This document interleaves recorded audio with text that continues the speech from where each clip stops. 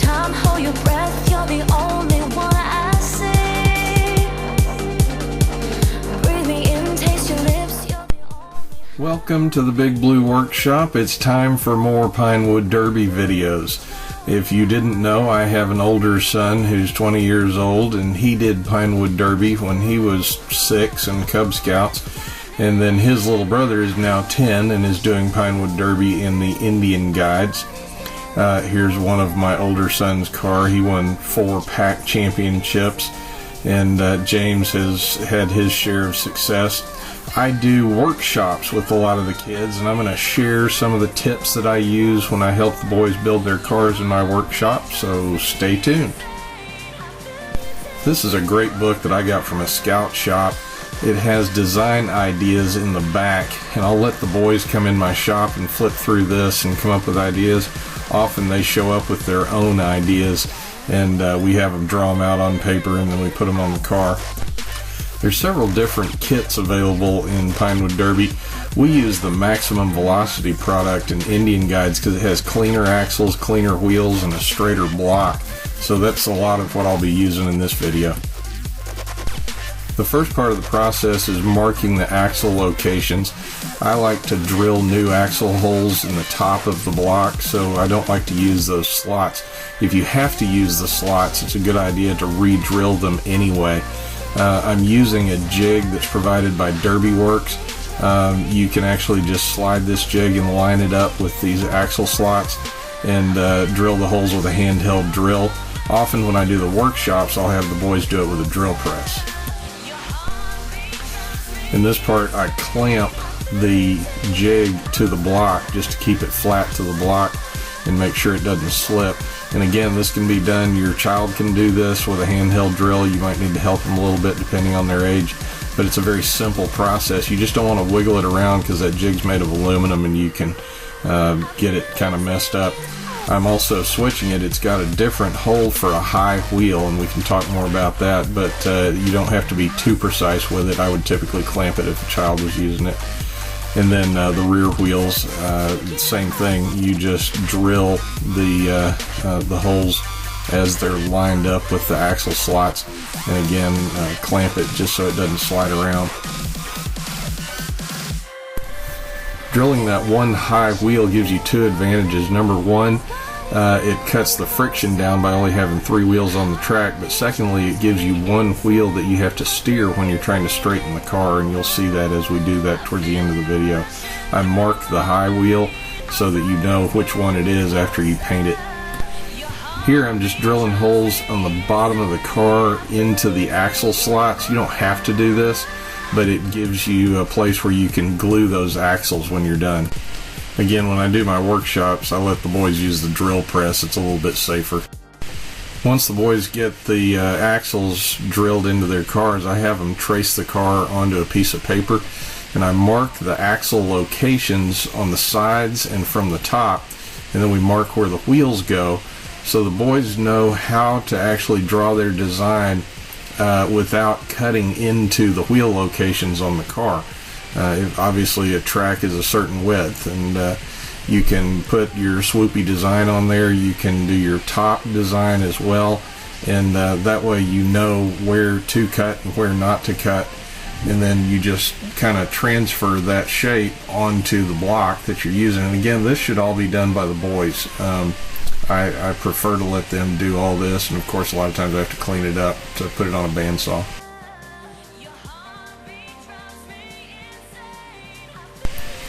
I tend to go back and draw where I'm going to drill holes for weight, just because I kind of know how much I'm often going to need. Once the boys get their designs drawn on the car, I usually cut them out on a bandsaw. You can do this with a handheld coping saw. You can even use a Dremel to do this, so you don't have to have an expensive bandsaw to make this happen. You can do it with hand tools as well. It just takes a little more time and patience.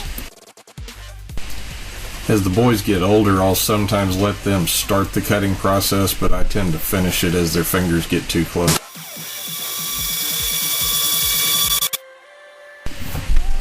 I have a benchtop belt sander that makes short work of cleaning up those cuts. But again, this can be done by hand. I recommend a Dremel tool. The Dremel tool with a sanding drum is a lifesaver, and you can get them on Black Friday specials for $39, $49 with a whole kit.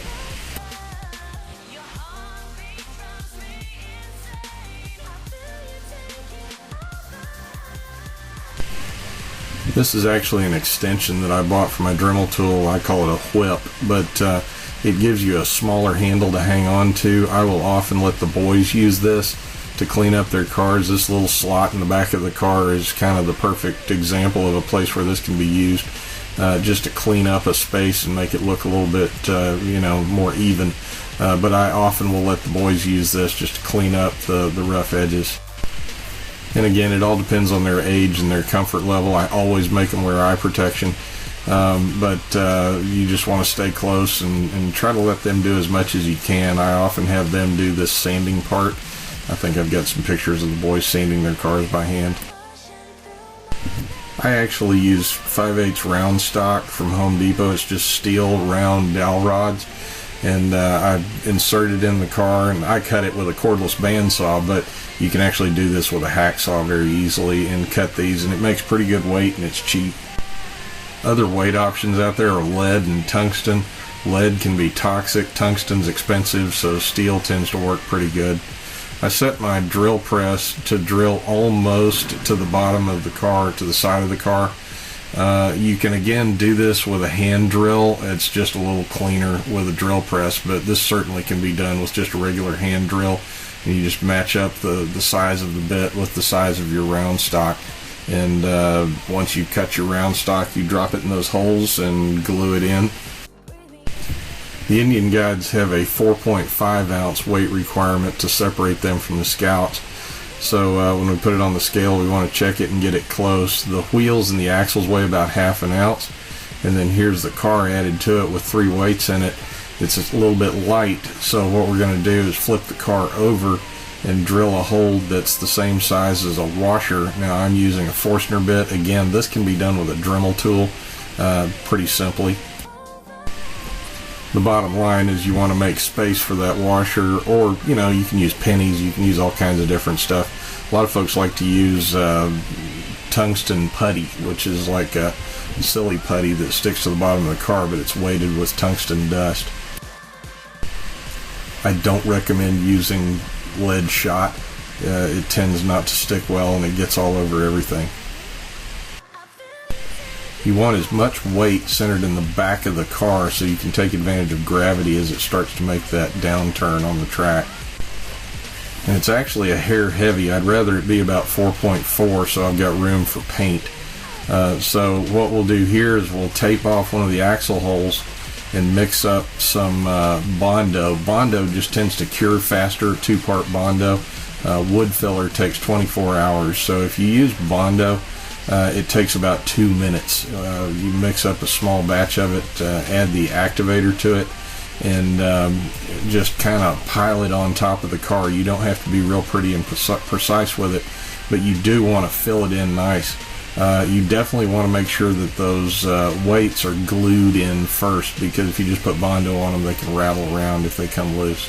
So you can see right here, you just kind of glob it on there and push it into the holes, and leave it real proud, leave it kind of high, and then you can sand that off with a Dremel tool. I use the belt sander, and then I actually take a little bit of it and put it on the ends of the block, because that's what just absorbs paint.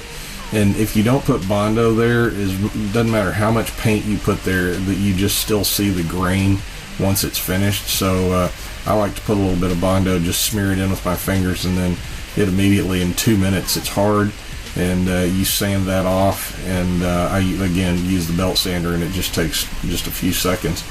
But again, the Dremel tool can do this. Just hand sanding it with a block can do it, and just clean it up real good, and you never see the weight.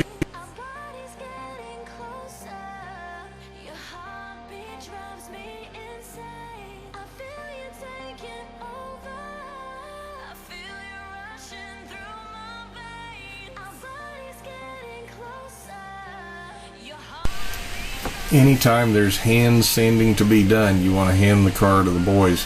A lot of times I'll let them use the Dremels. I don't let them use that belt sander. If you've got stuff like this where you're just going to sand that back portion of the car, let the boys do it. Worst case scenario, they might get something a little uneven, but here's my son sanding his car. So this is a different car than the one I was working on, but the process is the same. I take a piece of tape and I tape off all the axle holes so that when you paint the car, you don't get paint on those axle where the wheel's going to touch the body. I start with a primer. This is a white primer because it's going to be painted. Well, my son's car is going to be pink, but I use red on this car that I'm building here. And the red Rust-Oleum 2x paint goes on real clean. I like to put a clear coat on top of it, a clear gloss, and it really makes the paint look nice and deep after you do it. I usually paint the bottom of the car first, and you don't have to make that pretty, but it just kind of gives it an even look. Once the car is painted, we remove that tape, and what we're going to do, that gives us a clean spot to start, so that the wheels aren't rubbing up against sticky paint. But then you can take some 220 grit sandpaper, you can even go up to like 400 grit and get that real smooth.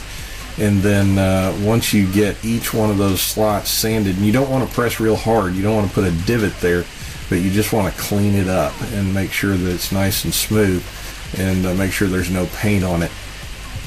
And then we're going to go back with some graphite, and I just pour some graphite onto a back of a piece of sandpaper and rub my finger in it, and we'll rub that onto each one of those spots where the wheel is going to actually touch the car, and we reduce friction. The three things that affect these cars are friction, gravity, and wind resistance, or the aerodynamics of the cars. So this cuts back on the friction. Quick note, let the paint dry 24 hours before you handle it. To install the axles, I have taken a piece of scrap wood and drilled a hole in it to use as a tool. I install the high wheel first, and you can just use the regular table to install the one side of the wheels. I take a little dowel rod that I just shove the wheel down in. You can do this with a drill press too if you just use the chuck like a bearing press, but this works just fine. The space between the wheel and the body of the car should be equal to 3 business cards. So if you were to stack 3 business cards, put them between the wheel and the body of the car, that gives you the correct spacing. I'm actually using a spacer tool that I bought from Maximum Velocity Pinewood Derby. The front axle that's going to be touching the track, the wheel that's going to be touching the track, needs just a tiny little bend in it. And when I say bend, I mean you can't even see it, but I mark the axle right where it would touch the body when it's in the wheel, and then I take 2 pair of pliers and I basically just flex and give it just a smidge of a bend, so that when you put it in the car and you start trying to get it to go straight, you've got something that'll turn. Once you get it just barely bent, and there's a bunch of different ways to do this, and using pliers marks it up a little bit, but it doesn't damage it too bad. Once you get the axle bent, you install it like you install the other wheels, and get ready to actually line it up.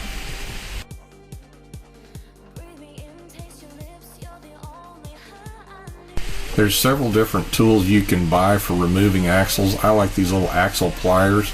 They have a head that grabs the end of the axle. There's another tool that I've used that has a T-handle on it, and this is it right here, and it kind of just slips in there and pulls the axle loose, but it doesn't really give you a good grip. You can use regular needle nose pliers to do this. It just kind of fouls up the head of the axle a little bit more, but you're ultimately not going to damage it so bad that the car is going to be too slow. You want to start with the wheel that's actually touching the track, and you want to be able to grab it and turn it. So this is the best way to do it.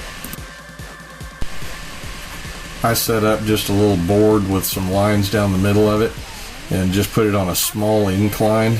You start watching the car to see which direction it's turning. So if it's turning one direction, you just start rotating that bent axle until the car starts to roll straight. This can take a lot of time and it can be a little frustrating, but the straighter the car goes and the fewer times it bumps up against that center rail on the Pinewood Derby track, the faster the car is going to travel. So hopefully you can get it good and straight and you won't have to worry about it. There are other more advanced techniques. There's a technique called rail riding where you cant the rear wheels in and or out and cant the front wheel in, and you ride one wheel down the center rail of the track to make it go straight. There's a lot of videos out there about that, so if you really want to tackle that, look those videos up. At this point, we've got a pretty straight car that's complete and ready to race. If you had to remove some weight from it, you want to check it one more time to be sure you're on the money for weight. If you had to remove some weight, you could drill some holes in the front of the car or use a Dremel tool to shave it loose. Thanks for watching. Please click subscribe and come back and see more.